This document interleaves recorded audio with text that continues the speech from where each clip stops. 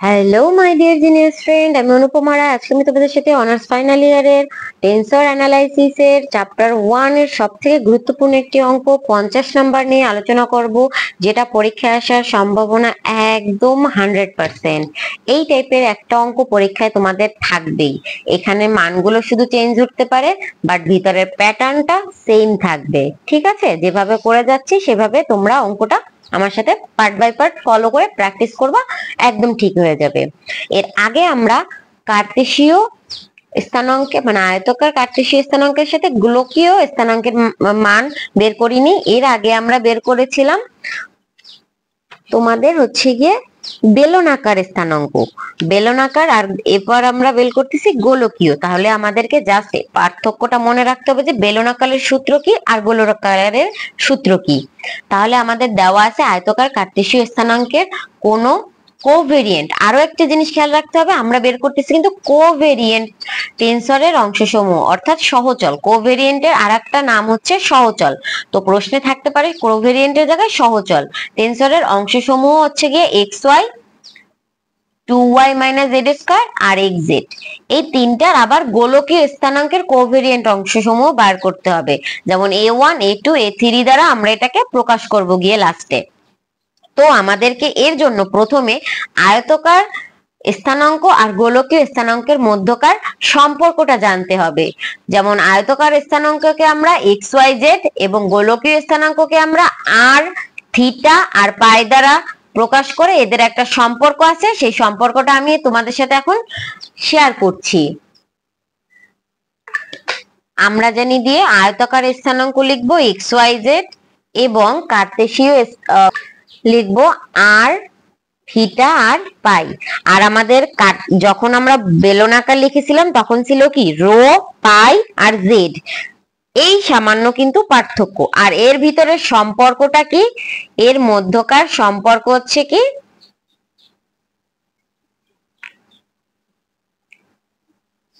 X equal to r sine theta, sine কিন্তু theta, ঠিক আছে, আবার পাই দিয়ে দিও না, সাইন থিটা আর হচ্ছে গিয়ে কজ পাই, সাইন থিটা আর কজ পাই।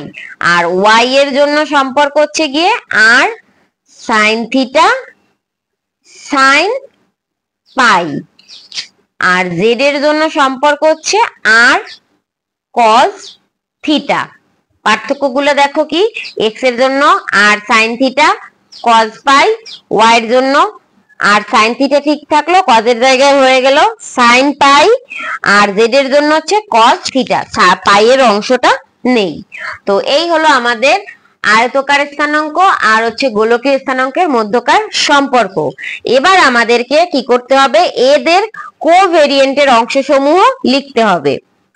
আমাদের প্রশ্নে তো দেওয়া আছে যে তোমার আয়তকার স্থানাঙ্কের কোভেরিয়েন্ট অংশ হলো x y 2y minus z square z x. এইটাই আমরা এবার এক্স ওয়াই জেড এর মান বসিয়ে মান বের করব।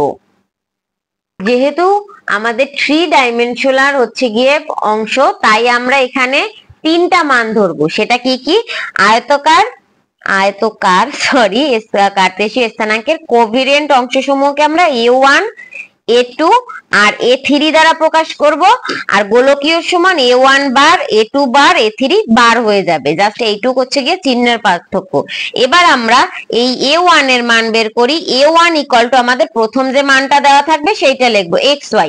এখানে xy এর বদলে অন্য কোনো মানও থাকতে পারতো, তাইলে আমরা সেই হিসেবে এটার মান বসাইতাম। আমাদের এই মানটা ঠিক থাকবে, এই জিনিসটা ঠিক থাকবে। এইখানে a1 এর জন্য xy এর বদলে অন্য কিছু থাকতে পারে, ধরো এই দ্বিতীয়টা প্রথমে এসে যেতে পারে, প্রথমটা তৃতীয়তে চলে যেতে পারে, কিন্তু আমাদের এই সূত্রটুক ঠিক থাকবে। তারপরে তোমার মান যা পরিবর্তন হওয়ার হয়, যেমন xy আছে, তাহলে আমরা xy এর x এর মান বসাবো আর y এর মান বসাবো। x এর মান হচ্ছে আর সাইন থিটা আর হচ্ছে কজ পাই, আর হচ্ছে y এর মান আর সাইন থিটা আর হচ্ছে সাইন পাই। তাহলে এই দুইটাকে একসাথে গুণ করলে আমরা কি পাই, আর স্কয়ার সাইন স্কয়ার না সাইন, হ্যাঁ সাইন স্কয়ার থিটা আর হচ্ছে গিয়ে এখানে হলো গিয়া cos পাই আর হচ্ছে sin পাই। আমরা হচ্ছে এই মানটা পাই যদি আমরা তোমার এই a1 বের করি, ঠিক আছে? a1 বের করলে আমাদের এই মানটা আসে। এবার আমাদেরকে a2 বের করতে হবে। a2 তে আমাদের কি দেওয়া ছিল? 2y - z square. এবার আমাদের y আর z এর মান বসাতে হবে। y এর মানটা কি ছিল? r sin থিটা আর হচ্ছে গিয়ে sin পাই। আর তোমার z এর মান ছিল কি? r cos theta. তাহলে আমরা স্কয়ার আছে জন্য r square cos square theta, ঠিক আছে? তো এইটাই হলো গিয়া আমাদের তোমার মানগুলো। এই মানগুলো তো আমাদের বসানো হয়ে গেল। এবার আমাদেরকে কি করতে হবে? এর পরের অংশে আমরা হচ্ছে গিয়া a3 এর মান বের করব। a3 এর যখন আমরা মান বের করি, a3 সমান কি ছিল? xz। তাহলে xz যদি হয় তাহলে xz এর x এর মান আর z এর মান বসবে। x এর মান আমাদের কি ছিল? r sin theta cos pi আর z এর মান আমাদের কি? ইনটু বসাইলে r cos থিটা। তাহলে এখানে আমরা r এর স্কয়ার বানাই দিই, কারণ r দুইটা হয়ে যায়, r হয়ে যায় কি? cos theta. তো এই হলো আমাদের a1 a2 আর a3 এর মান। এবার আমাদেরকে এই মানগুলোকে এখানে রেখে দিয়ে আমাদেরকে বের করতে হবে গিয়ে গোলকীয় কার্তেশীয় স্থানাঙ্কের কোভেরিয়েন্টের অংশসমূহ। তার জন্য একটা সূত্র আছে, আমরা জানিয়ে দিয়ে সেই সূত্রটা আমরা লিখে নেই। গোলকীয় স্থানাঙ্কে কোভেরিয়েন্ট অংশসমূহ a1 বার a2 বার a3 বার হলে আমরা এর টেনসর রূপান্তরের সূত্র কি পাই? টেনসর রূপান্তরের সূত্র হচ্ছে গিয়ে সূত্রানুসারে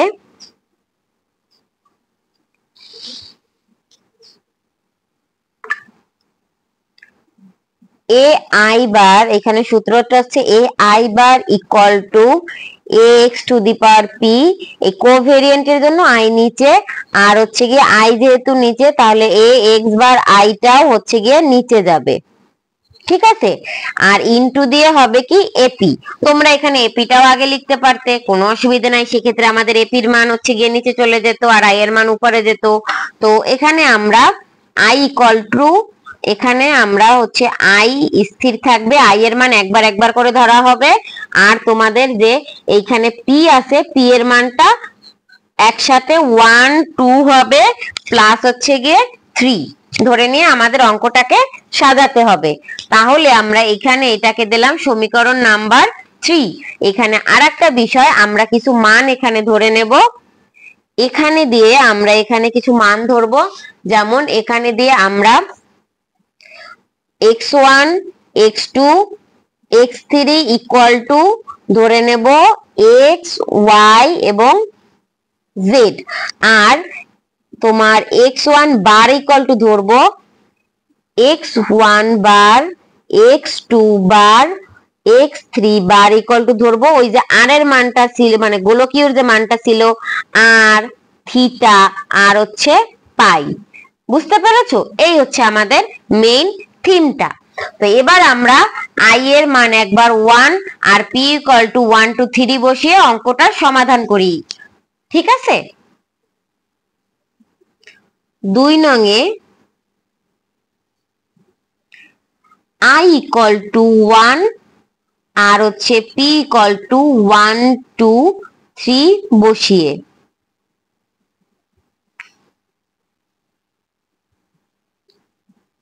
বসাইলে আমরা কি পাই? দেখো তো, তোমার এ আই এর মান 1 হলে এইখানে এ বার 1 আর হচ্ছে আমাদের এখানে কি ছিল তোমরা দেখো, এপি ছিল আর হচ্ছে a x p, a x bar i, i মানে 1, ঠিক আছে? তাহলে আমরা এখানে এক্স বার এখানে হচ্ছে 1 আর এখানে এক্স পি ও 1 আর এ পি পি মানে হচ্ছে 1 প্লাস সেম ভাবে এখানে আমাদের তিনটা মান নিতে হবে পি এর, তার মানে এক্স 2 আর নিচে হচ্ছে একই থাকবে কিন্তু, কারণ আই এর মান 1 ধরছি আমরা এখানে। তাহলে এখানে 1 এই আর এখানে হচ্ছে গিয়ে a2 প্লাস এখানে আবার সেম ভাবে ax 3, কারণ আমরা পি এর মান 3 ধরছিলাম, আর হচ্ছে এক্স বার আই এর মান 1, সেই 1, আর এখানে হলো a3।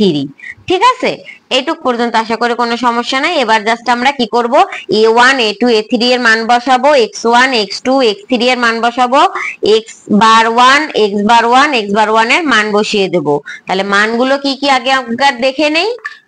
তাহলে এবার আমরা এই যে মানগুলো এখানে বসাই, তোমাদের a1টা এখানে a1 বার হিসেবেই থাকলো, আর আমরা জানি এখানে x1 এর মান হচ্ছে গিয়ে x, আর x এর মান হচ্ছে r sin থিটা cos পাই।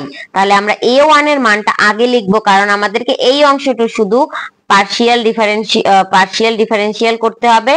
এই a1টা স্থির থাকবে, ওটার কোনো পরিবর্তন হবে না। তো ওটাকে জাস্ট আমরা a1 এর মানটা আগে লিখে নিই। তার মানে r square sin square theta, আর হচ্ছে sin থিটা, আর হচ্ছে cos অফ পাই।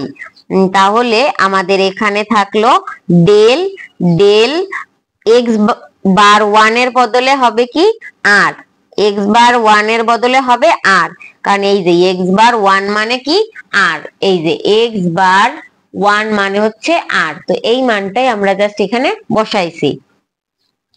এবার সেম ভাবে আমরা x1 এর মান হচ্ছে এইটা, এই মানটা আমরা এবার এখানে বসাই, আর sin থিটা cos পাই, তারপরে প্লাস চিহ্ন দিয়ে সেম ভাবে আবার a2 এর মানটা বসাই।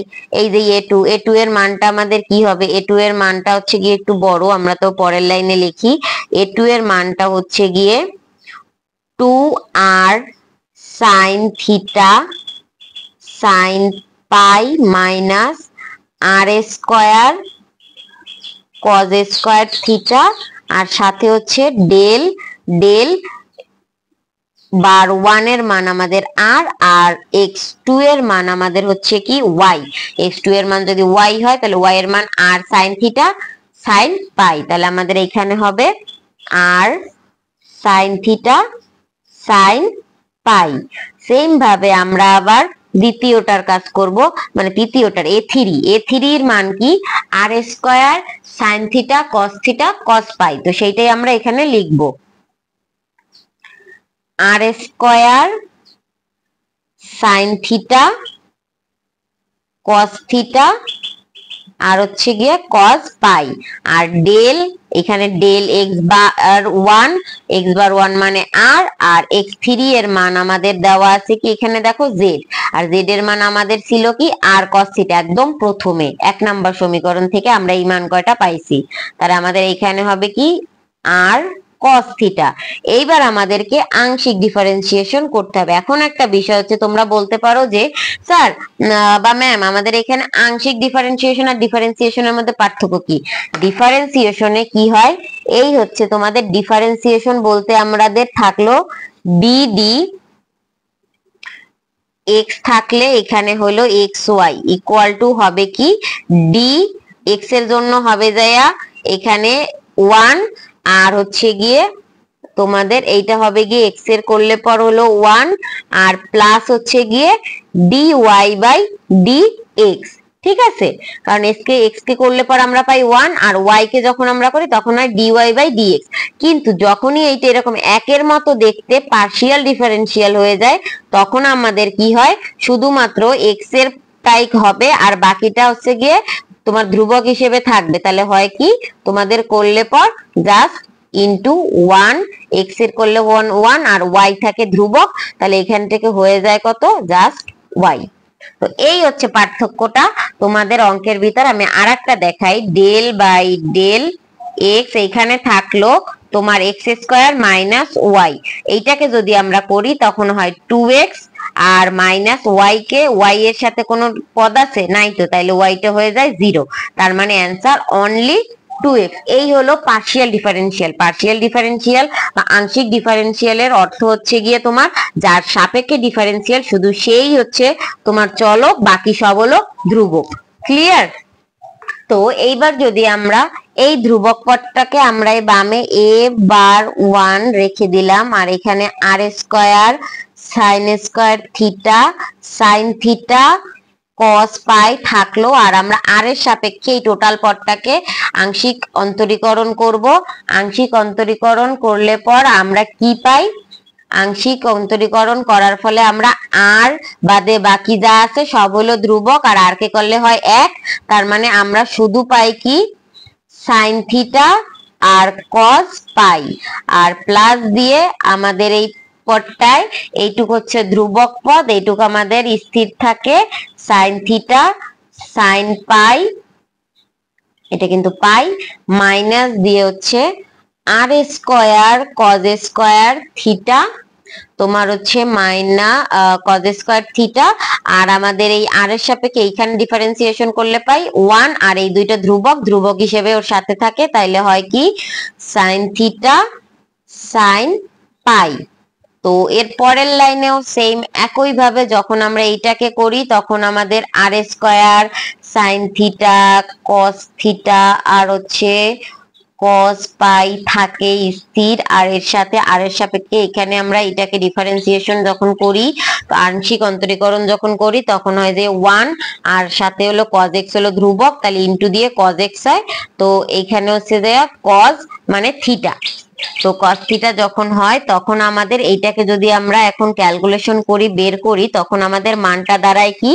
তোমার এই আর স্কয়ারের জায়গায় আর সাইন স্কয়ার থিটা, যে সাইন স্কয়ার থিটা এখানে আরো একটা আছে, তার মানে হয়ে যাবে সাইন কিউব থিটা, আর হচ্ছে গিয়ে আচ্ছা এইটা সাইন স্কয়ার ছিল না, এইটা সাইন পাই ছিল, ঠিক আছে, এইটা সাইন পাই ছিল, আমি এটা একটু ভুল লিখলাম, হ্যাঁ এখানে এটা সাইন পাই ছিল, তো এখানে সাইন কিউব ছিল, আর তোমাদের এইখানে আছে cos পাই, তো এইখানে যে সাইন পাই যেটা সাইন পাইয়ের জায়গায় থাকবে, আর cos পাই যেটা আরেকটা cos পাইয়ের সাথে গুণ হয়ে cos স্কয়ার পাই হইলো। ক্লিয়ার? আশা করি এইটুকু বুঝতে পারছো। এরপরে তোমাদের পরের লাইনে তোমাদের এইখানে কি হয়? 2r এর সাথে এই অংশটা গুণ হয়, এই অংশটা 2r এর সাথে যখন গুণ হয় তখন হয় 2r, এখানে সাইন থিটা আছে, এখানে একটা সাইন থিটা আছে, মানে হলো সাইন স্কয়ার থিটা, আর এখানে একটা সাইন পাই আছে, এখানেও একটা সাইন পাই আছে, তার মানে হলো সাইন স্কয়ার পাই, আর এই মাইনাস দিলাম, আর এই মাইনাস আর স্কয়ারের সাথে আবার এই পদটা গুণ হবে, তাইলে হলো minus r square cos square theta into sine theta sine pi. বুঝতে পেরেছো? এবার আমরা সেম ভাবে যদি এই তৃতীয়টাকে করি তখন হয় আমাদের r square sine theta cos theta, দুইটা আছে যার কারণে কজ স্কয়ার থিটা, আর হচ্ছে গিয়ে কজ পাই। ঠিক আছে, এই আমাদের a1 এর মানটা আসে। এখন দেখো এখানে কি কোনো জায়গায় কোনো কাটাকাটি যায়? কাটাকাটি যাওয়ার মতো কোনো সিন আছে? কোনো সিন কিন্তু আমরা এখানে দেখতে পাই না। যদি আমাদের এখানে কোনো কিছু যোগ বিয়োগ করা যায় সেক্ষেত্রে আমরা যোগ বিয়োগ করব, নয়তো আমাদের যেমন আছে তেমন রেখে দেব। ঠিক আছে, এবার আমরা এই 1 এর জায়গায় 2 বসে অঙ্কটাকে করব। ঠিক আছে, তাহলে এবার আমাদের যখন এখানে a2 হয়, মানে এ আই ছিল, আই এর জায়গায় 2 বসলো, আর এখানে আমাদের হবে গিয়ে a x, আমি হচ্ছে সূত্রটা একবার এখানে লিখি। সূত্রটা আমাদের ছিল ax বার ইকুয়াল টু ax, এখানে i ছিল, এইখানে i, আর নিচে ছিল ax i, আর হলো গিয়ে ap। তো এই ছিল আমাদের সূত্র, এই সূত্রে আমরা মান বসাবো, এটা লেখার দরকার নেই, জাস্ট এই দ্বিতীয় লাইন থেকে লেখা শুরু করলে হয়ে যায়। তো এইখান থেকে আমরা p এর মান একবার 1, তারপরে হচ্ছে গিয়ে ax বার 2, তারপরে হচ্ছে গিয়ে a1 plus ax square bar a bar square, আর a2 প্লাস ax কিউব, আর হচ্ছে ax বার 2, আর a3। এবার জাস্ট আমরা আগের বারের মতো সেম প্রসেসে জাস্ট মানটা বসিয়ে দেবো। আমি মান বসিয়ে তারপর তোমাদের সাথে হচ্ছে গিয়ে অঙ্কের ডিটেলসটা রেখেছি, মানটা বসিয়ে নেই। তোমরা নিশ্চয়ই জানো এই যে এই মানগুলো জাস্ট বলবে a1 এর জায়গায় এই মান, a2 এর জায়গায় এই মান, a3 এর জায়গায় এই মান, x1 এর জায়গায় এই মানটা এক্স বার টু এর জায়গায় থিটা, এক্স বার টু এর জায়গায় এবার কি বসবে বলতো, এক্স বার টু এর জায়গায় এবার বসবে থিটা। এই যে এক্স বার টু এই জায়গায় এবার বসবে থিটা, আর এক্স ওয়ান এর জায়গায় এই মান, এক্স টু এর জায়গায় এই মান, এক্স থ্রির জায়গায় এই মান বসে আমরা অঙ্কটা এবার আবার করব। তোমরা সবসময় A1 A2 আর A3 এর মানগুলো প্রথমে দিবে, তারপরে এই থিটার অংশ লিখবে। যেমন হচ্ছে আমি একটা লিখি, তারপর একটা ব্যাক ক্যামেরায় লিখে তারপর তোমাদের আমি দেখায় দেব। এই যে A1 মানটা আমি লিখলাম না, তারপর হচ্ছে গিয়ে cos পাই। এবার আমি লিখবো এই থিটার পোর্শনটা, মানে ডিফারেন্সিয়ালের এই পাইটা, মানে আমরা কি জানছিলাম থিটা, তার মানে x1 এর মানটা আমাদের কি ছিল, x এর মান, যেটা হচ্ছে গিয়ে r sin থিটা cos পাই। এইভাবে বাকি মান কয়টা আমরা বসাবো। ক্লিয়ার? তো এই গেল। এবার ডেল বাই ডেল থিটা, থ্রির যে এক্স থ্রির যে মানটা সেটা ছিল আর cos থিটা। এবার আমাদেরকে কি করতে হবে, আংশিক অন্তরীকরণ করতে হবে। একটু আগে যেভাবে দেখাইছি সেই প্রসেসে আমরা আংশিক অন্তরীকরণ করব। তো আমরা দেখতে পাচ্ছি এইটাকে যদি আমরা থিটার সাপেক্ষে অন্তরীকরণ করি, তার মানে এখানে একটা থিটা আছে, বাকি দুইটা তাহলে ধ্রুবক হয়ে যাবে, থাকবে আর cos থিটা, আর এই sin থিটার বদলে হবে মাইনাস, sin থিটার বদলে হবে cos থিটা। ঠিক আছে, sin থিটার বদলে জাস্ট আসবে cos থিটা। এই করে আমরা যেহেতু থিটা আছে তাই এখানে থিটাই আসবে। এইটা করে আশা করি বুঝতে পেরেছো। এইটুক পর্যন্ত কারো বুঝতে কোনো প্রবলেম নেই?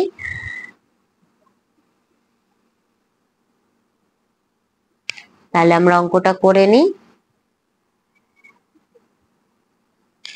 আর square sine square theta sine pi cos pi, আর এই অংশটা হবে ইন্টু দিয়ে, যেহেতু তাহলে হবে আর সাইনের বদলে কি আসবে কস, কস থিটা আর কস পাই।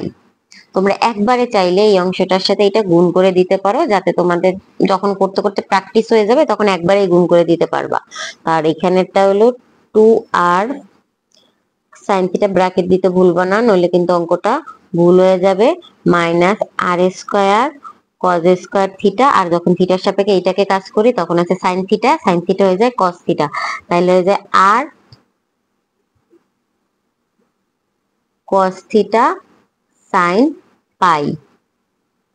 ঠিক আছে, এবার যখন আমরা প্লাস দিয়ে পরেরটা করি তখন থিটার সাপেক্ষে এটা করলে হয় যে কজের জন্য মাইনাস সাইন থিটা, তো আমরা এই জন্য আগে প্রথমেই মাইনাসটা দিয়ে নিই, তাহলে আর আছে, আর এখানে আমরা কিউব বানাই দিই, sine theta cos theta cos pi, আর এই আটটা তো প্রথমে আমরা উপরে নিয়ে গেছি, কিউব করাই দিছি, তাহলে কস থিটারে মাইনাস সাইন থিটা, এই মাইনাসটাও আগে নিয়ে নিছি, তাহলে এখন আমরা জাস্ট লিখবো এখানে সাইন থিটা।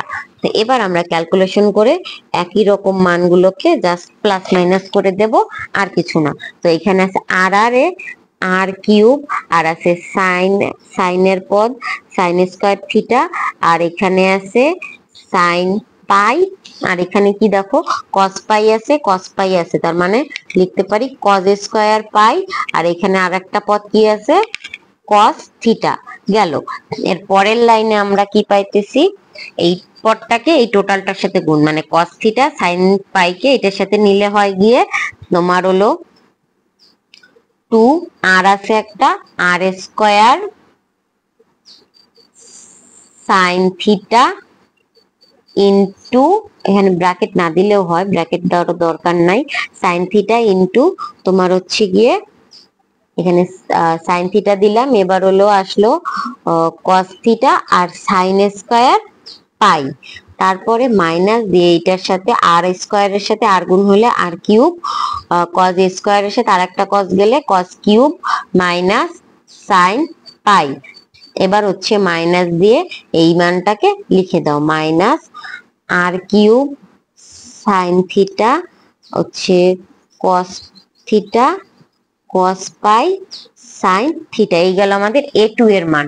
এই সেম প্রসেসে এবার আমরা A3 এর মান বের করব, এবং তোমার I ইকুয়াল টু 3 ও P ইকুয়াল টু 1 2 3 বসিয়ে তাহলে এই একই ভাবে যদি আমরা বসাই তাহলে আমাদের হয় গিয়ে এখানে 3 বসলো, আর এখানে হলো x1 by a x bar 3, এখানে a1 plus x square by a x bar 3, এখানে x2 plus x 3 by x bar 3, আর a3 সব একই থাকবে, জাস্ট এক্স বার 3 এর জায়গায় এবার ডিফারেন্সিয়েশন হবে। তোমার x3 মানে কি দেখো, x3 মানে হচ্ছে পাই, তাহলে আমরা এবার তোমার কি দেব, a3 পাইয়ের জায়গায় আমরা এখানে দেব হচ্ছে গিয়ে তোমার এবার এইখানে তোমার থাকলো হচ্ছে